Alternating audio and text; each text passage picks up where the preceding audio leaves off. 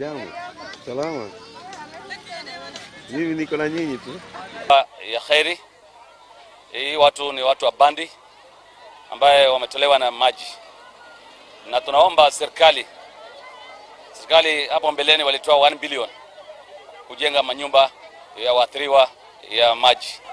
Tunaomba rais wetu Samuel William Ruto atoe hata kama ni bilioni 2 na anzia Tana River County, kwa sababu huku ndio mafuriko mara kwa mara. Na watu mara hii wameamua wao wenyewe, wametoka nje kusema kwamba watakuja kukaa hapa.